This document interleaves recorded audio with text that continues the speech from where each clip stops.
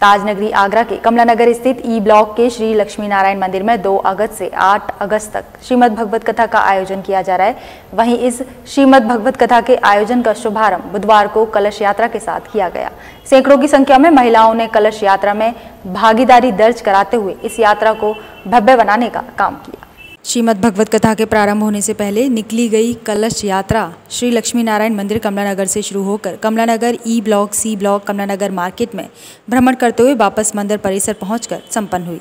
यात्रा में बड़ी संख्या में महिला श्रद्धालु पीत वस्त्र पहनकर व सिर पर कलश धारण कर शामिल हुई।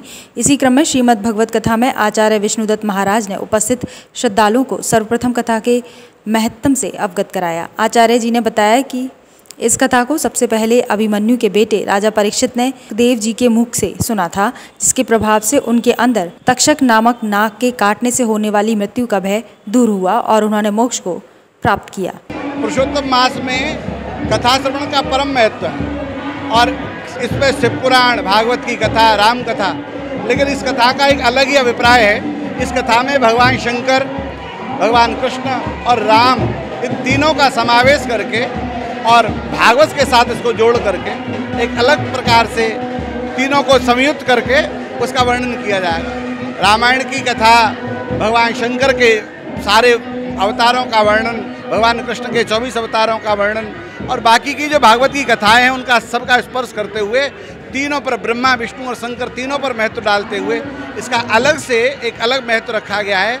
शिव पुराण से भी जोड़ना है, राम कथा से भी जोड़ना है और भागवत से भी जोड़ना है, तीनों को एक साथ लेकर के चलना है।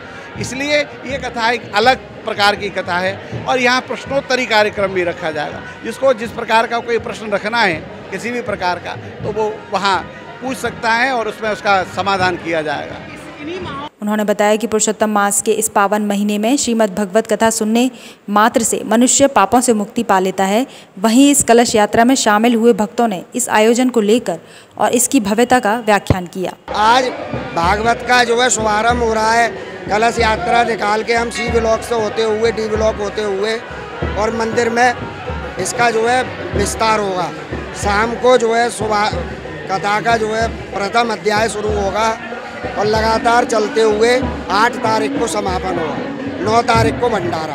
आचार्य विष्णुदत्त शास्त्री के द्वारा हमारी ये भागवत करी जा रही है। जो हमारा 8 दिन का प्रोग्राम है जो उनके मुखारबिंद से हम सुनेंगे 8 दिन तक और 9वें दिन हमारे यहाँ पर भंडारा होगा। काफ़ी लोग आएंगे और हम लोग इसका आनंद उठाएंगे। तो एक भागवत में होता है पूरी तरह से सारे 8 दिन का प्रोग्राम है। नंद उत्सव से लेकर के कृष्ण लीलाओं का पूरा वर्णन होगा, सब कुछ होगा। उसमें लास्ट में भागवत का पूरा आनंद के साथ सब कुछ एंजॉय होगा। आचार्य ने जानकारी देते हुए बताया कि यह कथा भगवान श्री कृष्ण के मुख की वाणी है। इसे सुनने के प्रभाव से मनुष्य बुराई त्याग कर धर्म के रास्ते पर चलने के साथ साथ मोक्ष प्राप्त करता है। इस अवसर पर कलश यात्रा में राजीव बंसल, रुचि अग्रवाल, शालिनी अग्रवाल प्रमुख रूप से उपस्थित रहे।